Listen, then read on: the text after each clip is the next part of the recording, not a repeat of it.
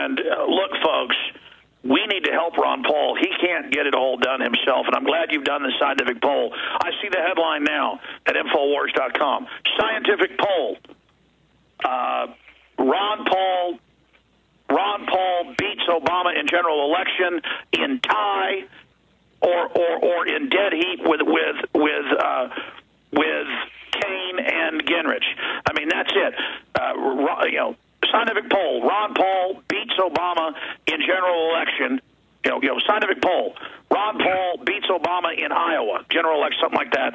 And then subheadline, in dead heat with other Republican leaders. I mean, he is definitely right up there at the very front, about to take pole position. Great job, Gary Franchi. And again, I've got one thing I want to jump in here and say, with the Revolution PAC, your listeners need to know that we have a definitive advantage over the presidential campaign of Ron Paul because we can accept unlimited donations. If you'll let me, I need to make a direct plea to your listeners to support the Revolution PAC at revolutionpac.com. Empty your wallets. Fund the revolution at revolutionpac.com because we can take unlimited donations. We can take donations in the size of $10,000, $20,000. We can accept $1 million donations, and this will fund advertising campaigns that have never been seen before in a presidential election. We have the leg up, and we can make it happen. Alex, your listeners, I'm begging you guys to join us in this fight.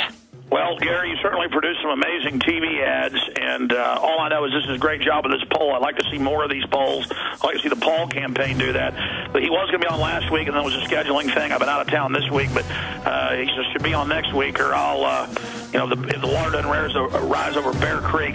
Gary Franchi, incredible info. We'll try to get you back on. We are back from break. Alex will be joining us again tomorrow, and of course he'll be live with Mike Adams tomorrow on his way back. We thought we still had Gary Franchi, but he will be popping in later on the Infowars Nightly News tonight, and it's a very interesting poll he's conducted. We've done this before at Alex's office, as he mentioned, with Zogby back in the 2008 when Ron Paul really did have a name recognition issue.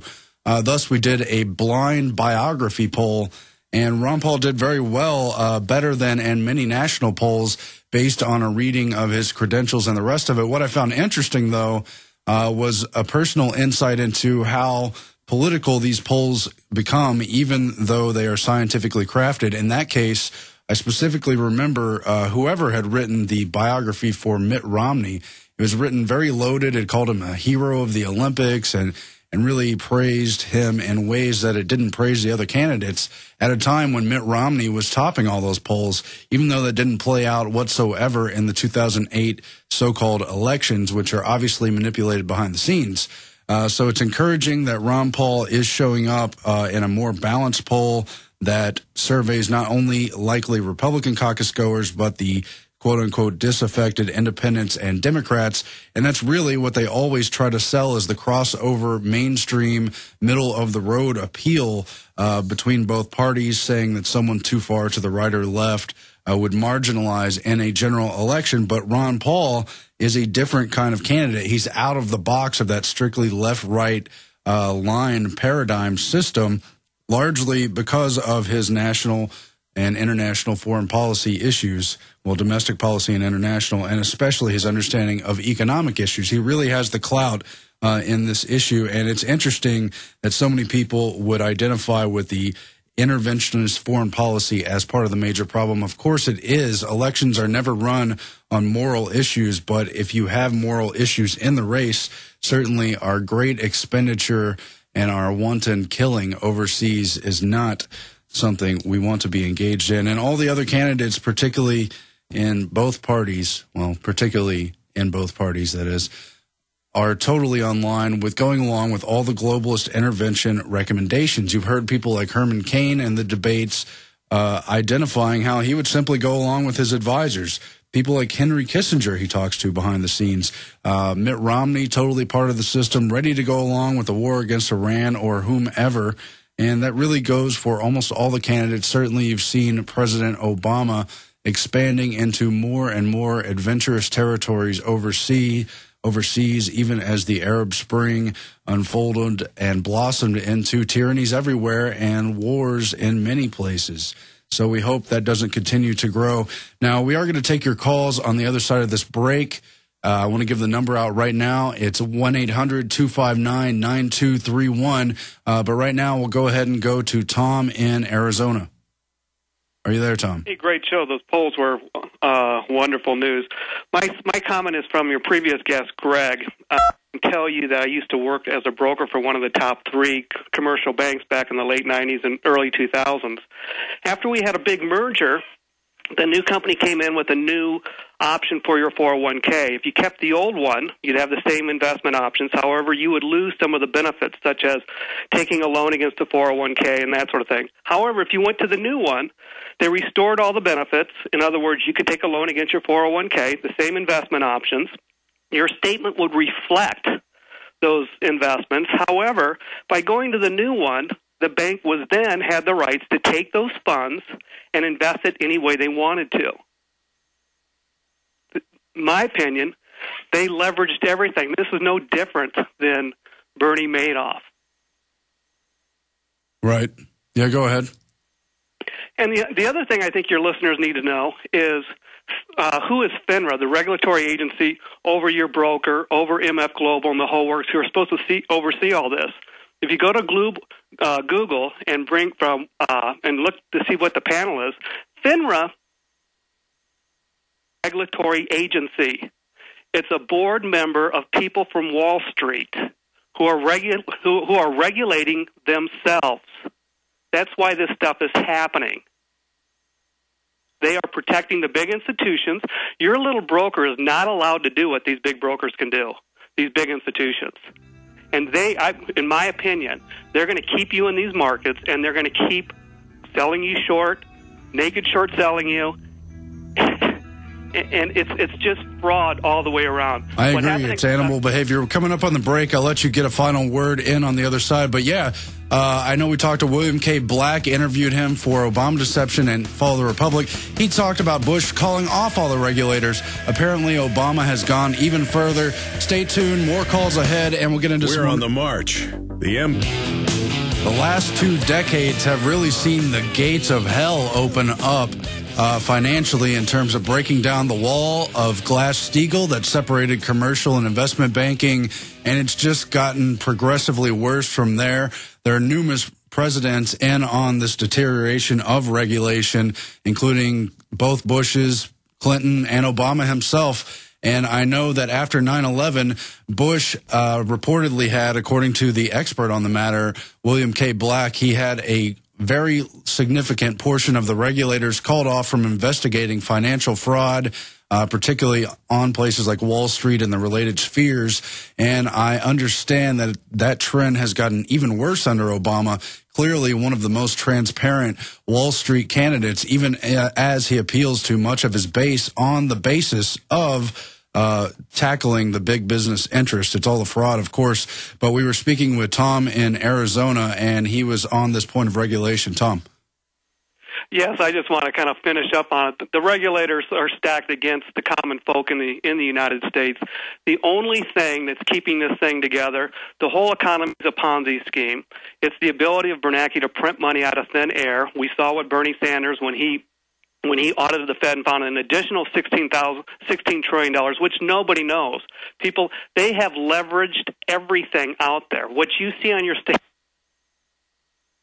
really there. That's why this endless printing of money to keep fooling you has to continue until one day, I don't know when it's going to be, but it's going to end. That's all I got to say. Go Ron Paul. Okay, thanks, Tom. We're going to jam in some more calls in just a few moments here. The call-in number is 1-800-259-9231 to join us. But, of course, we do rely on your support here at Infowars, and we have a lot of important specials right now in time for the holiday season. I know a lot of people get caught up in the gift-giving of Christmas and other holidays at this time of year. So maybe it's appropriate that Infowars has a $99.95 special for all 18 of Alex's films. It's really more than 18, I think, if you count them right. things like the Police State trilogy with 3 films in one set, and stuff like Dark Secrets with 2 films, one an update on the other. But it's a great gift. It comes in the plastic wrap package. It's something nice and attractive you can give to friends, families, neighbors, even strangers, and they'll wonder, what is this stuff? And hopefully they'll watch it and have an awakening from that point on. Obama deception is still so powerful, the system has to demonize it and come after it. That's just one of the powerful films you get in that pack. And the whole deal is, whether you love or hate Obama, you watch the film, but you really learn about the globalists behind the throne, the true system that has hijacked our country and the rest of the globe and taken it over through these puppet presidents, the way they sell you an image. Remember, these elections are nothing more than just the marketing of candidates. It's no different than the commercials you see on TV for products, Coke and Pepsi style, a false left-right opposition, making you feel like you have a choice when you're really buying into an overall controlled system where, in the case of food products, nutrition and health isn't taken into consideration. Just the appeal, the image behind the product, never mind the substance. Now, to plug another part of our special, until the end of November, you could sign up for a 15-day free trial of PrisonPlanet.tv. If you wondered what is up with the Infowars Nightly News, a great broadcast we do now 5 nights a week, you can tune in live and watch it as it airs instead of later after it's no longer completely fresh news on places like YouTube. It's great that you can get it there, too, and get out the word and share it with friends, family, contact, etc. But you can watch it live. You can download them. You can stream Alex's live 3-hour radio show. And there's plenty of other specials as well as the ebooks and the rest of it. Again, you can get that through the end of November on a 15-day free trial. See if you like it. Then if you do like it, we have great special discounts for the holiday season, $39.95, I think, for a yearly membership. And if you get it with the DVDs, it's not $100 just for the DVDs. It's $129, an even greater discount there if you buy the membership with the DVD package. And you can, of course, share that with 5 other people as well. So that could be part of your holiday gift giving if you're in that paradigm and have family and friends who are. Now let's go to some more calls. We have Kyle in Oregon. Let's see what you bring to the table. Kyle. Hey, guys. So much to credit you all for. I wish I could be a guest on the show one day. I do have a question, and I'm sure you can answer for Alex Jones or on behalf of the production. In terms of vaccinations, outside of our children being walking dead, I think the vaccines are the #1 threat to our children. My 2-year-old hasn't received all of his shots, so in turn my family's shunning me, literally. My father has forsaken me because of the argument. My fiance and I argue over the vaccines that he will or will not get. Is there any solid answer as to what one can do, in parenthood, besides moving off of the grid, outside of, sheltering or hiding one's own family from vaccines or forced inoculations? Would someone like yourself have an answer as to how to avoid, how to, get your child into school without vaccines and such? Well, as far as the school issue, the perception that it is a law is a hoax, at least in almost every place I've read about. Among other things, they have a waiver for religious exemption, but I think it also covers ideological exemption. But as far as dealing with your family and your fiance, your spouse, as well as your parents, I mean, I haven't been through that myself. I'm not a parent yet, but obviously that could be a big issue. You want to try to show them the package inserts and bring them the truth. But just remember, it's your child's life at stake. It's your family at stake. It is your life. It's not the federal government. It's not the big system's life to play games with. And that stuff has been shown to be very dangerous. There's numerous health effects. There's articles all over Infowars.com and Natural News. I'm not an expert in that area, so I can't speak too much on it. As far as awakening the family to those issues, I think it's probably something that takes time. But look how many more vaccines they give out now than they did a decade or 2 decades ago. Exactly. And so are there any vaccines left that you shouldn't be so fearful of? Well, that's got to be a case by case. I mean, it has to do with the ingredients and also the way it was developed. A lot of the